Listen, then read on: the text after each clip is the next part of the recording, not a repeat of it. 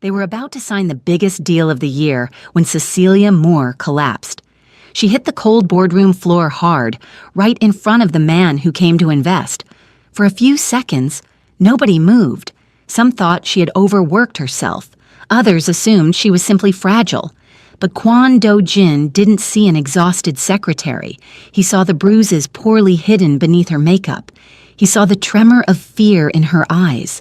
He saw something that had no place in a respectable company. In that moment, the man who came as an investor stopped being one.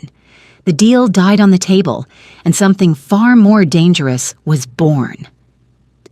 Hey family, before this story begins, I want you to do something real quick. Drop a comment below and tell me where you're watching from. Your comments fuel these stories. And don't forget to hit the subscribe button, because what happens next will leave you speechless. Cecilia Moore learned very early that the elevator to the 34th floor felt like a coffin when you already knew what waited for you at the top. She stood inside it with her shoulders straight and her back stiff, her reflection staring back at her from the mirrored walls. Her lipstick was perfect. Her hair was neat. The thin layer of foundation hid most things. Not everything, but most things. The bruise near her cheekbone was still there, faint, yellowing at the edges. She had spent 10 full minutes this morning trying to make it disappear. The elevator dinged. She didn't move immediately. She took one breath, then another. Then she stepped out. The cross-global office floor was already alive. Phones ringing, keyboards clicking, laughter from somewhere near the coffee machine, people in clean suits and expensive shoes, walking like nothing in the world could touch them. Cece walked past them and no one looked at her twice. That was normal. She went to her desk, placed her bag down, and opened her laptop. Her schedule was already insane. Meetings, calls, emails she had answered last night that still needed follow-ups this morning. Good morning, Cece. She flinched before she could stop herself. Lily Carter stood beside her desk with a forced smile and worry in her eyes. You're early again, Lily said softly. Cece gave a tight smile. Someone has to be. Lily's eyes flicked to her face, to the faint shadow under the makeup. Did you— I'm fine, Cece said quickly, too quickly. Did he arrive yet? Lily swallowed. He's in a mood. When was he not? Cece nodded and stood up. I'll take his schedule. Lily hesitated, then grabbed her wrist gently. Cece, you don't have to— It's my job, Cece said. She gently pulled her hand back. I'll be okay. They both knew that wasn't true. Cecilia walked to the large glass door at the end of the corridor. The name on it read, Sebastian Cross, CEO. She knocked. Get in. His voice was sharp, already angry. She opened the door and stepped inside. Sebastian Cross was standing by the window, his back to her, phone pressed to his ear. I don't care what it costs, he snapped. Fix it, now. He ended the call and turned. His eyes went straight to her face, then narrowed. You're late. I'm not, sir, Cece said calmly. It's 8:57. He glanced at his watch, then back at her. His jaw tightened. So now you're correcting me? No, sir. He walked closer. Too close. She could smell his cologne. Expensive. Heavy. His gaze dropped to her cheek. What happened to your face? Her heart skipped. Nothing. His hand moved fast, not hard enough to knock her down, hard enough to remind her. Her head snapped to the side. She didn't cry out. She never did. You're getting careless, he said quietly. Do you think people won't notice? I'm sorry, she said, her voice steady even, though her ears were ringing. He grabbed her chin and forced her to look at him. You exist because I allow it, Cecilia. She said nothing. Your job, your money, your mother's hospital bills. Her fingers curled slightly at her sides. Don't forget that. He released her and stepped back like nothing had happened. Where's my schedule? She handed him the tablet. He scrolled, then frowned. Why is this meeting still here? Because you said— I said cancel it. You said maybe. His eyes darkened. She knew that look. I'll cancel it, she said quickly. Good. He tossed the tablet back at her. "And make me coffee. Strong. If it tastes like water, you'll regret it." "Yes, sir." She turned to leave. "And Cece," he added. She stopped. He smiled. "You look prettier when you don't argue." Her fingers tightened around the tablet. She walked out without another word. In the corridor, Lily was at that, waiting. "How did it go?" she asked quietly. Cece didn't answer. She went to the pantry instead. Lily followed. "He hit you again, didn't he?" Cece poured coffee into a cup, her hands steady. "Lower your voice," she said. "Cece, this is getting worse." "It's always been like this." Lily's eyes were shiny. "You can report him." They both laughed, not because it was funny. "He owns half the people in this city," Cece said. "If I report him, I'll disappear, or my mother will." Lily looked away. "I'm sorry," Lily whispered. Cece carried the coffee back to his office. Sebastian took one sip and threw the cup into the trash. "Make another." She did. This one he drank. "Good," he said. "Now sit." She sat in the chair across from his desk. "You've been sloppy lately," he said. "Distracted. Tired."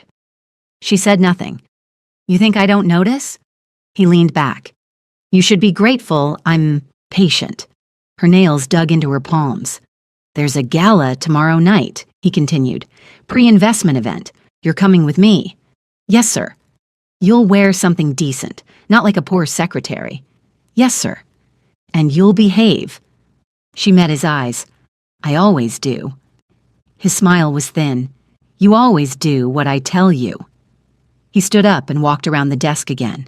She tensed. He stopped behind her. His hand landed on her shoulder. She froze. "You should be careful, Cece," he murmured near her ear. "You wouldn't want anything to happen to your mother."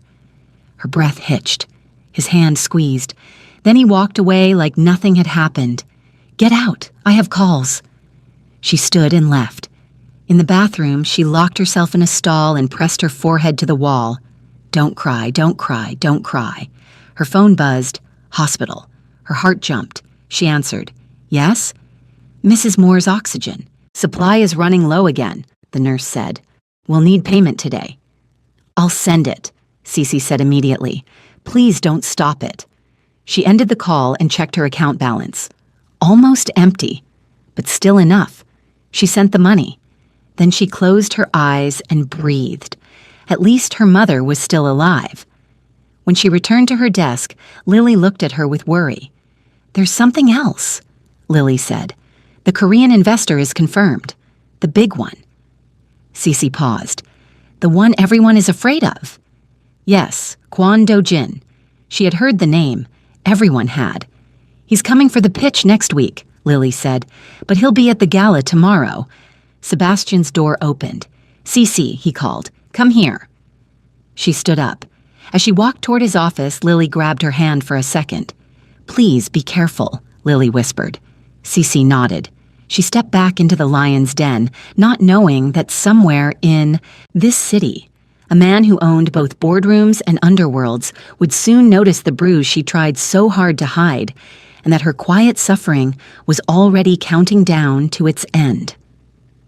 Cecilia knew the moment Sebastian Cross walked out of his office that it was going to be a bad day.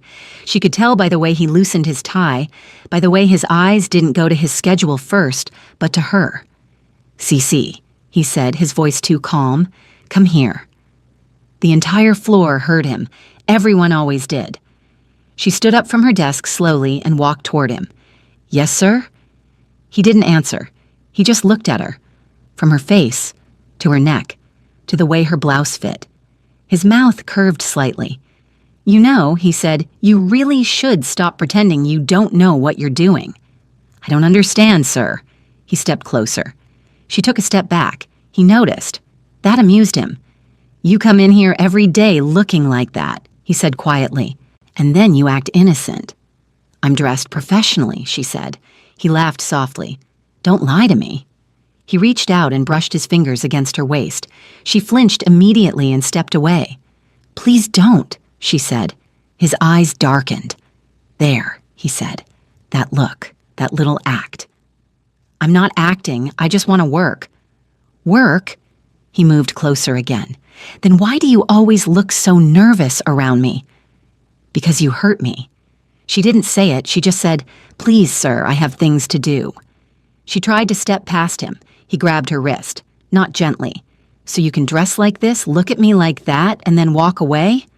"I don't look at you like anything," she said, trying to pull free. "Let me go." "You're the one who keeps tempting me," he said. "You think I'm blind?" "I'm not," she said. Her voice was shaking now. "I just want to work." He shoved her back, against the edge of the desk, hard enough to make her gasp. "Stop pretending you're not asking for it," he said. "I'm not," she said. "I've never." His hand came out of nowhere. The slap echoed. A few heads lifted outside the glass walls, then quickly turned away. She tasted blood. "Don't raise your voice at me," he said calmly. She stood there, stunned, breathing fast. "You always do this," he continued. "You get me interested, then you act like a victim." "That's not true," she whispered. He leaned closer. "If you really didn't want this, you would have left a long time ago." Her chest tightened. "You can go now," he said, stepping back, "before I lose my patience completely." She turned and walked out on shaking legs. The office grew quieter as the hours passed. By 7 in the evening, most people were already gone. By 8, only a few lights were still on. By 9, the entire floor felt like a graveyard. Cecilia was still at her desk. Her eyes burned from staring at the screen. Her shoulders ached. Her head throbbed. She checked the time again, 9:14 p.m. She stood up and walked to Sebastian's office. The glass door was closed, but the lights were on. She knocked. "Come in." He was sitting behind his desk, jacket off, sleeves rolled up, looking irritated.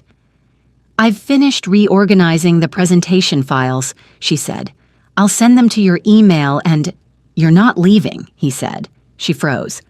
"Sir, you're not leaving until I'm satisfied everything is perfect. I've done everything you asked." He looked at her slowly. "I'll decide that." She swallowed. "It's late." "So? I have to be back early tomorrow for the pitch." He stood up. "That's exactly why you're staying." Her heart started to beat faster.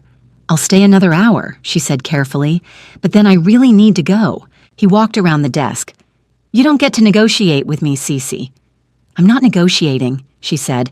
"I'm just what?" He stopped in front of her. "Trying to leave again?" "I'm tired." He smiled. "You always are." She stepped back. He stepped forward. "Why do you look so nervous?" he asked. "You're acting like you're scared of me." "I'm not," she lied. "Then stop backing away." She didn't. His hand reached for her wrist. She pulled back immediately. "Don't touch me." There it was, that switch in his eyes. "So now you're playing this game again," he said. "You stay here late with me. You come into my office, and then you pretend you don't know what you're doing." "I'm here because you ordered me to be," she said, "not because I want to be." "You don't have to lie," he said. "You think I don't see the way you dress? The way you look at me?" "I don't. Look at you," she said. "I avoid you." "That's just another kind of teasing." She shook her head. "Please, let me go." He laughed softly. "Every time," he said. "You get close, then you act like a victim." "I've never gotten close to you," she said, her voice starting to shake. He stepped closer. She stepped back until her back hit the edge of the desk. "You're the one who keeps coming back," he said, "day after day." "Because I need this job," she said. "And why do you need it so badly?" he asked. Who are you so desperate to please?" She didn't answer. His hand slid to her waist. She shoved it away immediately. "No." His face hardened. "There," he said coldly. "That attitude." "I told you to stop touching me." "You don't get to tell me what to do," he said. "Not when you're the one who keeps provoking me." "I'm not provoking you." He grabbed her arm and pushed her harder, against the desk. "You come in here looking like that," he said. "Then you act surprised when I want you." "I come in here dressed like an employee," she said. "Nothing else." "Liar." She tried to push him away again. That was when he hit her. The first slap stunned her. The second knocked the breath out of her. She cried out this time. "Stop pretending you're innocent," he said. "You're the one who keeps seducing me." "I'm not," she sobbed. "I've never—" He shoved her again. She hit the side of the desk and slid down slightly before catching herself. "You think you're better than me?" he snapped.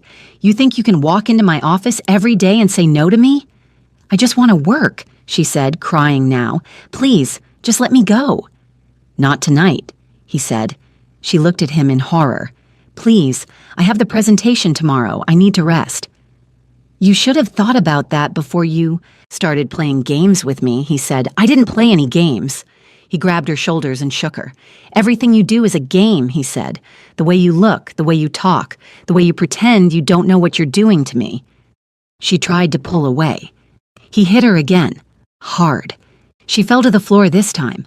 Her head was spinning. Her ears were ringing. She tried to crawl away. He followed. "Look at you," he said, always acting so helpless. She curled into herself. "Please," she whispered. "Please stop." He kicked the door shut behind him. "You don't get to decide when this ends," he said. "I do." She shook her head in panic. "You're going to ruin everything. The pitch." "You should be thinking about me, not the pitch." She tried to stand. He pushed her back down. "Stay there." She sobbed quietly, covering her face. "I hate this job," she cried. "I hate this place. I hate—" He slapped her again. "Don't you dare talk to me like that," he said. She tasted blood. "You're nothing without me," he continued. "Do you know that? Nothing. No job, no money, no hospital bills paid." Her chest tightened. "Your mother," he added softly. "She needs that oxygen, doesn't she?" She froze. "Don't," she whispered. "You think I don't know everything about you?" he said. "You walk out that door, and I make one call. One. And that machine stops." She broke. She started crying openly. "Please," she begged. "I'll do anything. Just let me go home." He looked at her for a long moment. Then he stepped back. "You always say that," he said, "and then you start teasing me again." "I won't," she said desperately.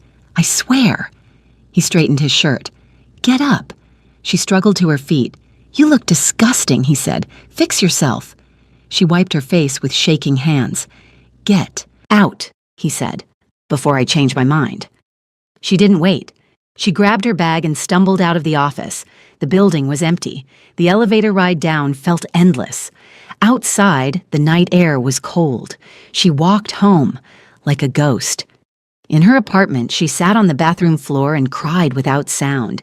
Then her phone rang. The hospital. She answered with shaking hands. "Mrs. Moore's oxygen supply is almost finished," the nurse said. "We need the payment tonight or early tomorrow morning." Cece looked at her account. Almost nothing left. She still sent it. "At least she's alive," Cece whispered to herself. She took a long shower. She covered the bruises as best as she could. She swallowed 2 painkillers and drank too much coffee. Then, without sleeping, she went back to work, because she had no choice, and because the pitch was in a few hours. Cecilia arrived at the office before most people. She'd not really slept. She'd only closed her eyes for a few minutes at a time, waking up every time she moved, and pain shot through her body. Her face felt swollen. Her ribs ached. Her head was still heavy from the painkillers and too much coffee. She stood in the bathroom for a long time, fixing her makeup, covering, hiding, pretending. By the time she stepped out, she looked acceptable. Not good, but acceptable. She walked to her desk like nothing had happened, like she hadn't been on the floor of Sebastian Cross's office a few hours ago, begging him to let her go. Lily arrived a few minutes later. She stopped short when she saw Cece. "Oh my God," Lily whispered. "I'm fine," Cece said immediately. "You're not." "Lower your voice." Lily's eyes were full of panic. "Did he—" "I said I'm fine." Lily swallowed. "You're shaking." Cece forced a small smile. "Just tired." They both knew that wasn't it. Sebastian arrived at exactly 9 o'clock. Perfect suit, perfect hair, perfect mood, like nothing had happened. He walked past Cece's desk without looking at her. "Coffee," he said. She stood up and went to get it. When she brought it in, he looked at her for a long second. His eyes went to her cheek, then to the way she moved, slowly, carefully. A small, satisfied smile touched his lips. "You look better when you're quiet," he said. She said nothing. He took the coffee and waved her away. "Busy day," he added. "Don't make mistakes." She left his office. The rest of the morning was hell. Phone calls, last-minute changes, executives shouting, tension everywhere. The pitch was scheduled for the afternoon. Everyone was nervous. Everyone was on edge. Cece worked without stopping. At some point, Lily whispered, "You should go home. You don't look okay." "I can't," Cece said. "Not today." Sebastian called her into his office again around noon. "Sit," he said. She did. He leaned back in his chair. "You didn't sleep, did you?" She said nothing. He smiled. "Good. You'll remember this day better." Her fingers curled into her palms. "After today," he continued, "everything changes." She looked at him. "When Kwon Do-jin signs that contract," he said, "no one will ever touch me." She felt cold. "And you," he added, "will still be mine." Her breath caught. "You don't get to leave," he said softly. "Ever." She stood up suddenly. "I need to prepare the boardroom," she said, "for the meeting." He watched her for a few seconds, then nodded. "Go." The boardroom was already being prepared. Everything was perfect. Too perfect. The Korean investor was scheduled to arrive at 3. At 2:30, Sebastian gathered the executives.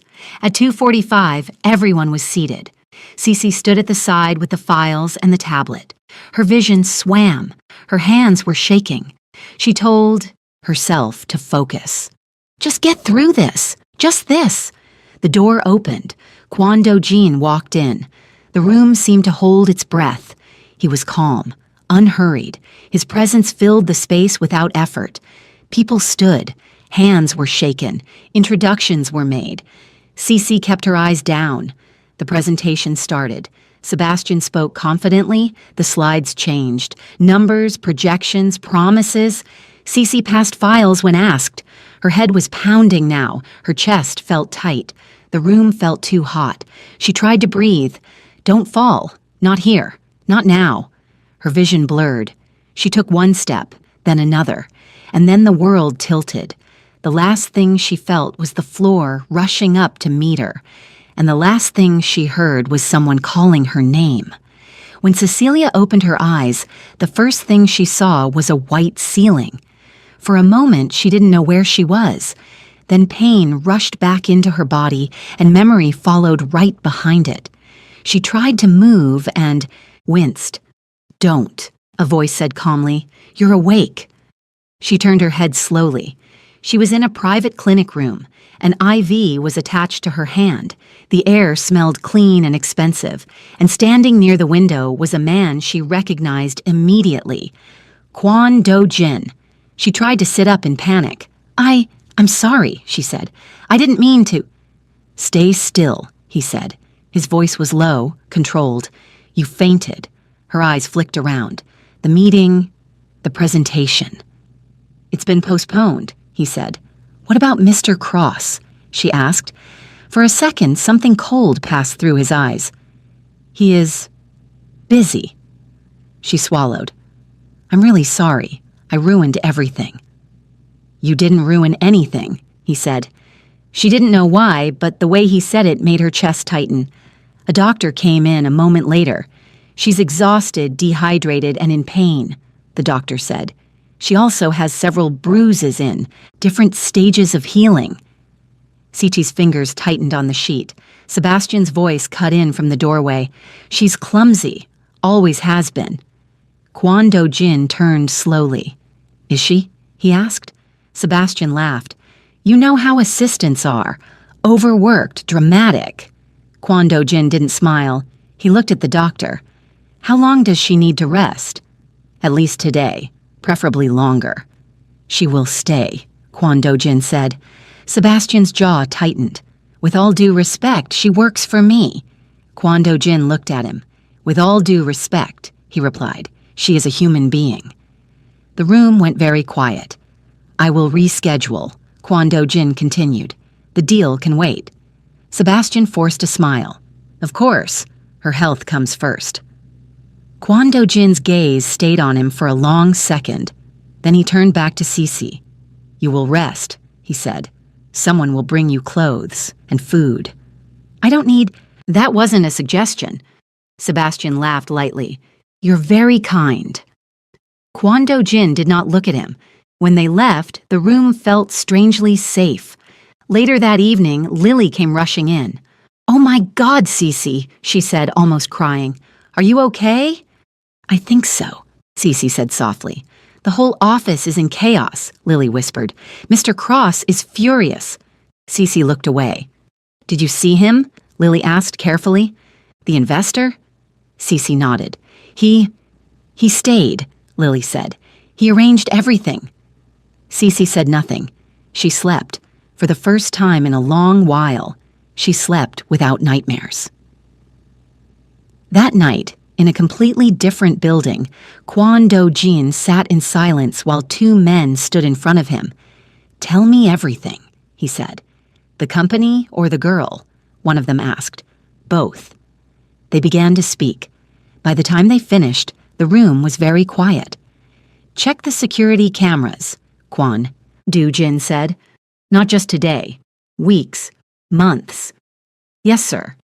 And Sebastian Cross, he added. I want everything. Yes, sir. He looked out at the city lights. She didn't faint because she's weak, he said quietly. The next morning, Cece woke up to find fresh clothes folded neatly on a chair and a note. Rest. You are safe today. She stared at it for a long time, and for the first time in years, she believed it might be true. Cecilia had been home for 2 days, and she still hadn't stopped listening for the sound of her phone, or the knock on the door, or footsteps in the corridor. Sebastian Cross had trained her to expect him even when he wasn't there. She sat on the edge of her bed, staring at the wall, her mother asleep behind her, the oxygen machine humming softly like a reminder of the only reason she was still standing. Lily had visited earlier. He's furious, Lily had whispered. He keeps asking when you're coming back. Cece had said nothing. She had no answer to that. Now she was alone again. The apartment was quiet. Too quiet. Her phone rang. She flinched so hard she almost dropped it. Unknown number. Her heart started pounding. For a second, she thought it was him. She answered with shaking fingers. Hello? This is Kwon Do-jin. She froze. Yes, sir? How are you feeling? I'm better, she said. That was a lie, but a polite one. There was a short pause. You will not return to work yet, he said. Her chest tightened. I don't think that's my decision. It is now. She swallowed. Mr. Cross won't allow that. That is no longer your concern. His voice was calm. Too calm. It carried the kind of certainty that didn't argue. She didn't know what to say. I have spoken to your doctor, he continued. You are officially on medical leave, with pay. I don't understand why you're doing this. Because you collapsed in front of me, he said simply. And people don't collapse like that for no reason. Her fingers tightened around the phone. I'm fine, she said automatically. No, he replied. You're not. The words hit too close. She was quiet. Cecilia, he said, using her name for the first time, I want to ask you something, and I want an honest answer. Her throat felt tight. Okay. Is Sebastian Cross hurting you? Silence filled the room. Her mother shifted slightly in her sleep. The oxygen machine continued its slow, steady rhythm. Her voice broke. You don't have to protect him, Kwon Do-jin said, and you don't have to be afraid of me. She almost laughed at that. Almost. You don't understand, she whispered. If I say anything, he has already crossed the line, Kwon Do-jin said. The only question is how long he has been doing it. Tears filled her eyes. She wiped them angrily. You can't help me. That is not your decision to make. She closed her eyes. Memories rushed in.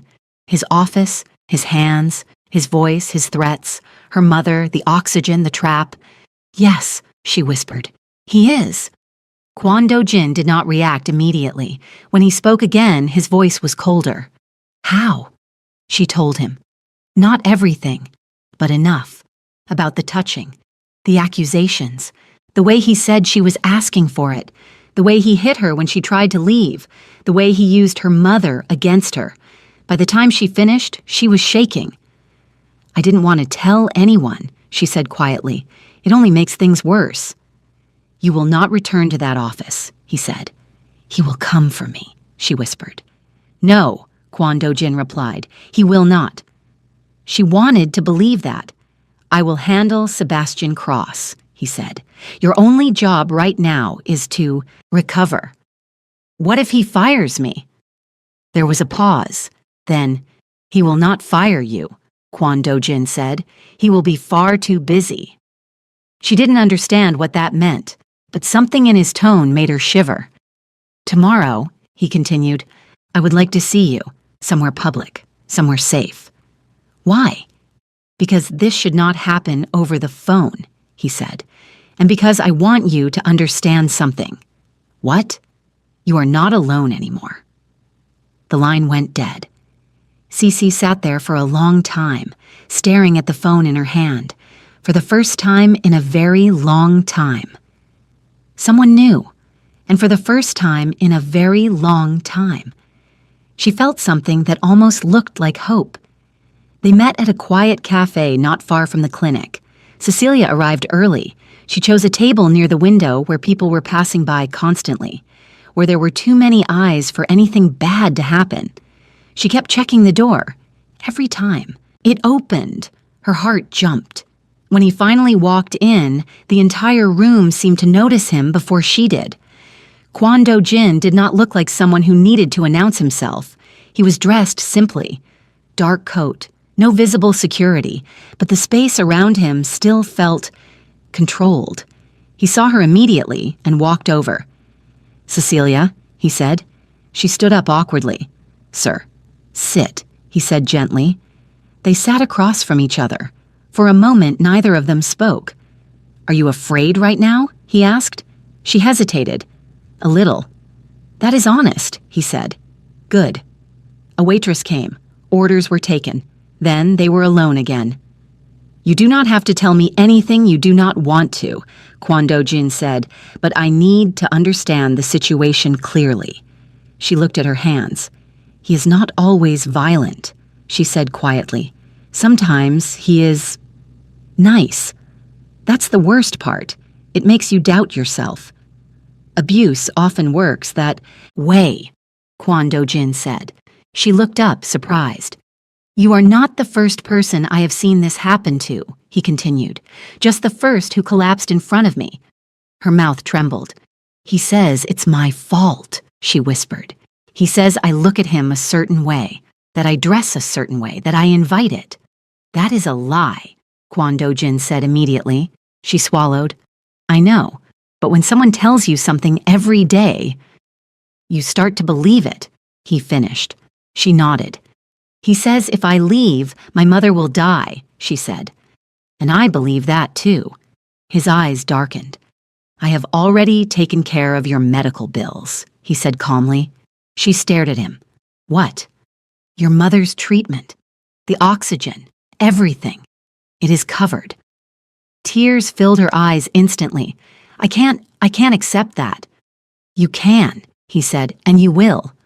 Why? She whispered. He was quiet for a moment. Then he said, because I saw you before you collapsed. She looked at him, confused. At the gala, he continued, you were standing behind him. Everyone was laughing. You were not. Her breath caught. You turned your face slightly, he said, and I saw a bruise under your makeup. Her fingers tightened around her cup. I noticed the way you flinched when he touched you, he said, and the way you looked like you were waiting for something bad to happen. He paused. I became curious, he said.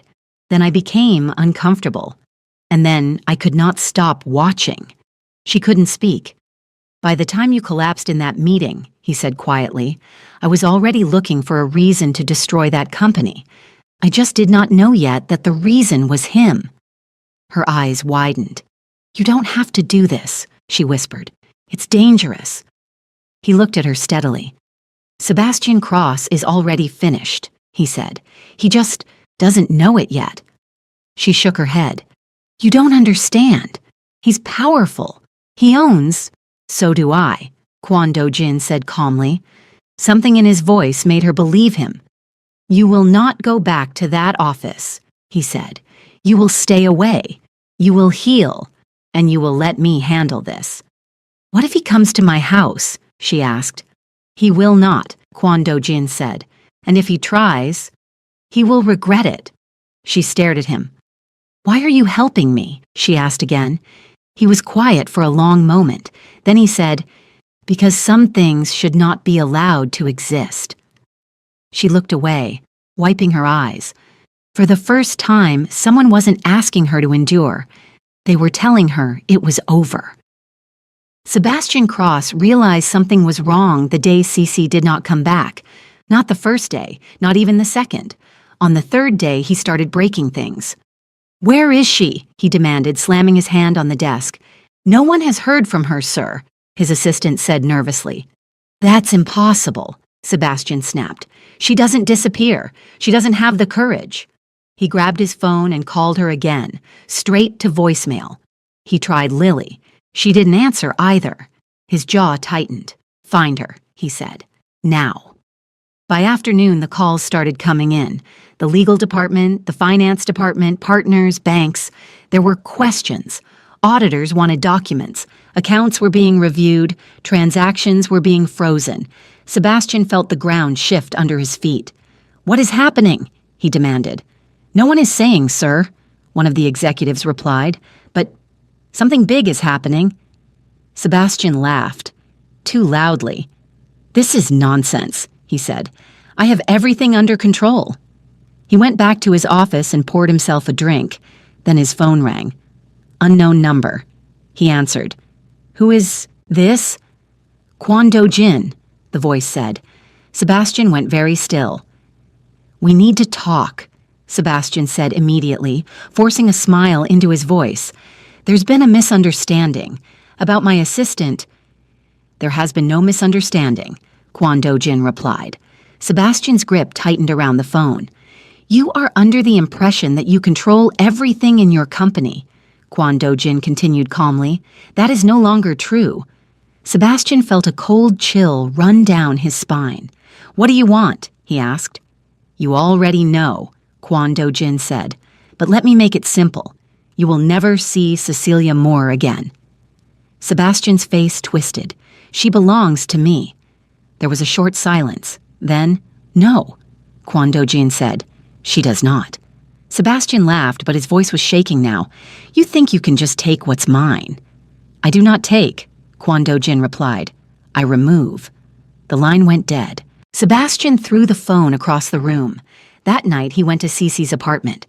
He knocked, then banged. No answer. The neighbor opened the door and frowned. Who are you? I'm her boss. She doesn't live here anymore, the woman said. Some people came and helped her move. Sebastian's blood ran cold. The next morning, the news broke inside the company. A full audit, a temporary freeze on several accounts, 2 major partners pulling out, meetings were canceled, panic spread. Sebastian stood in the middle of the chaos, smiling and pretending everything was fine. Inside, he was burning. He went to his office and found 2 men waiting for him. They were polite. That was worse. Mr. Cross, one of them said, we need to ask you some questions. On whose authority? Sebastian snapped. Kwon Do-jin's, the man replied. Sebastian's smile finally cracked. Cecilia was in a quiet apartment she had never seen before. It was small, clean, safe. She sat on the couch, holding a cup of tea she had forgotten to drink. Her phone buzzed. A message. He cannot reach you anymore. Her chest tightened. Another message came a few seconds later. It has started.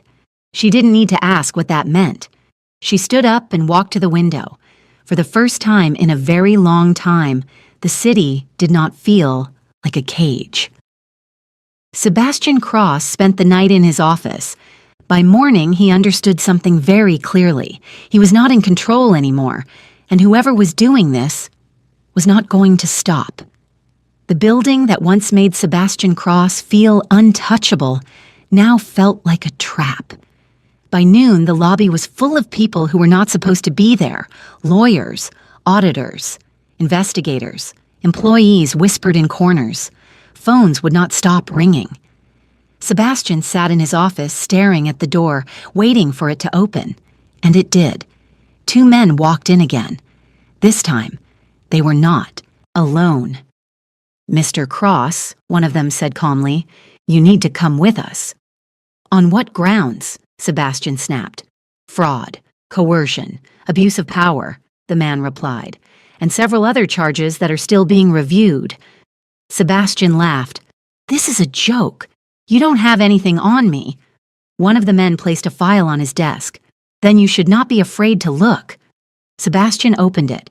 His face changed. Bank records, emails, video stills, his office, Cece, him blocking the door, him grabbing her, him hitting her. "This is fabricated," he said, his voice tight. "No," the man replied, "it is not." Sebastian's phone rang, his lawyer, then another call, and another.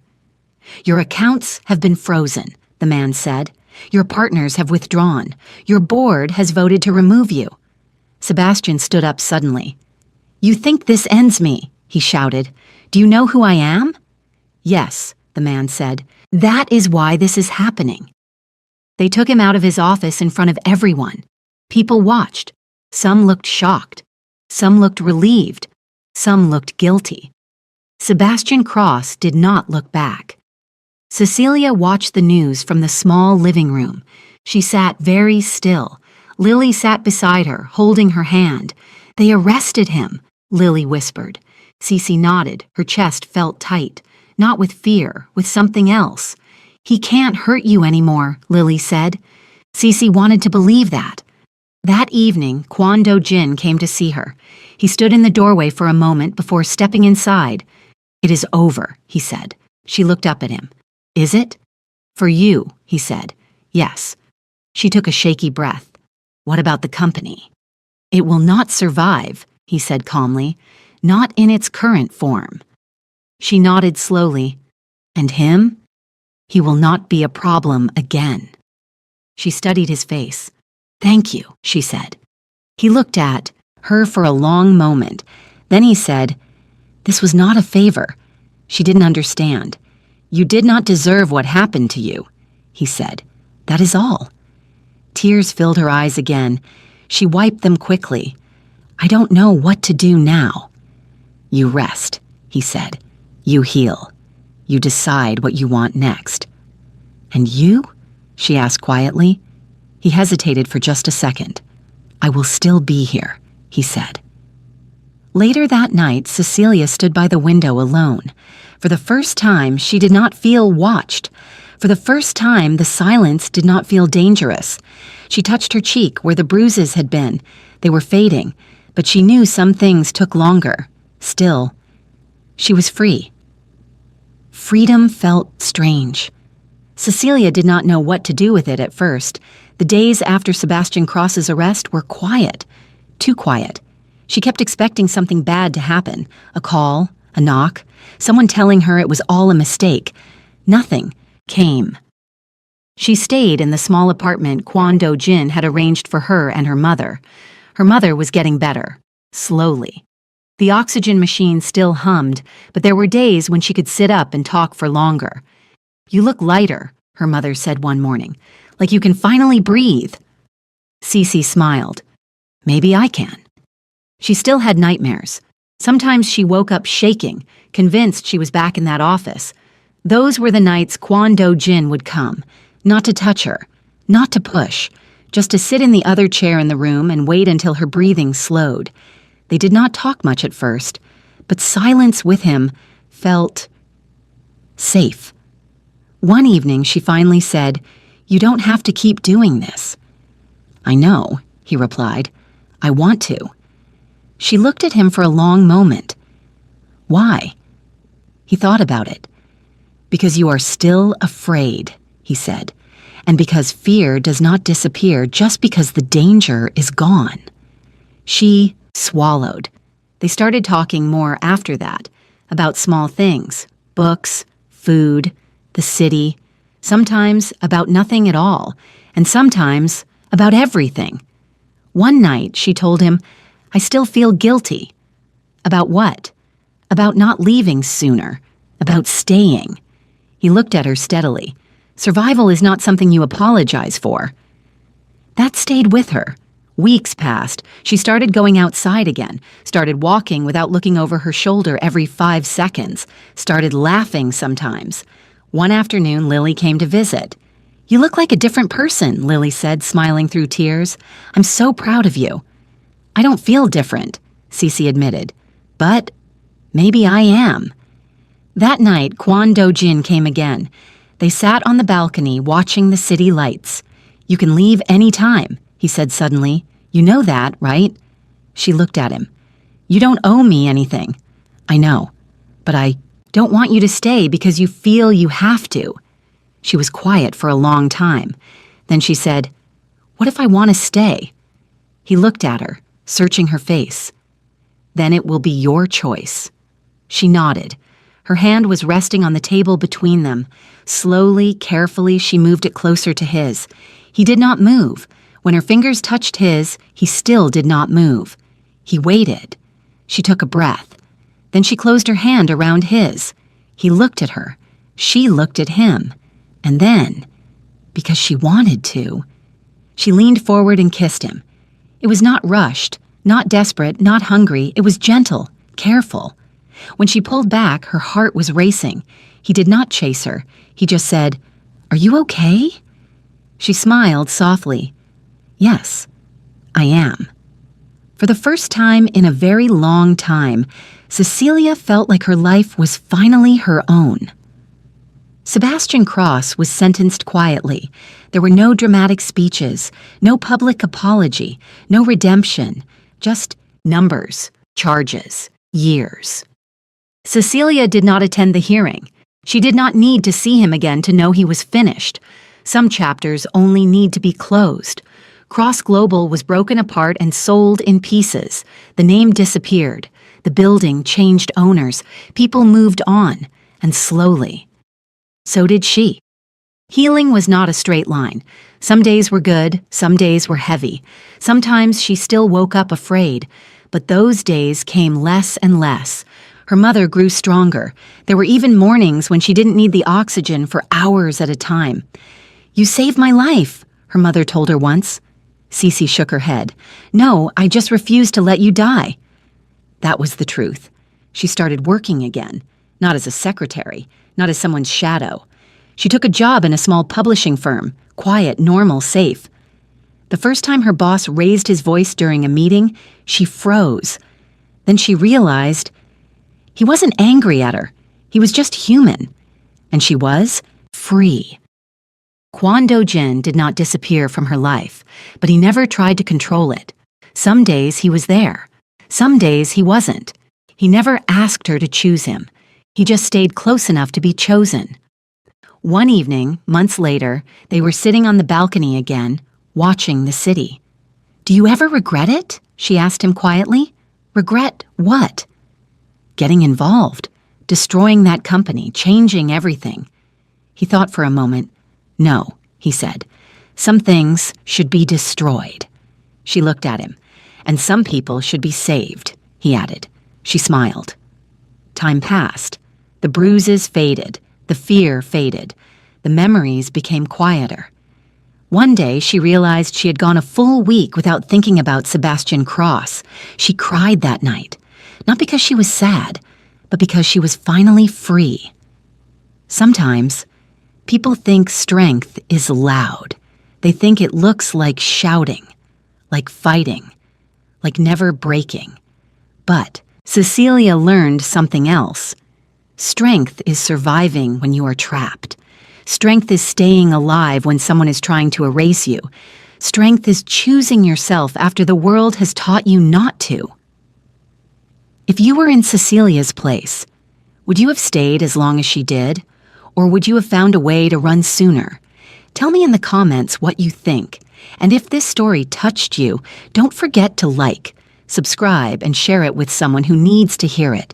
Because sometimes, the most dangerous prisons are the ones no one else can see.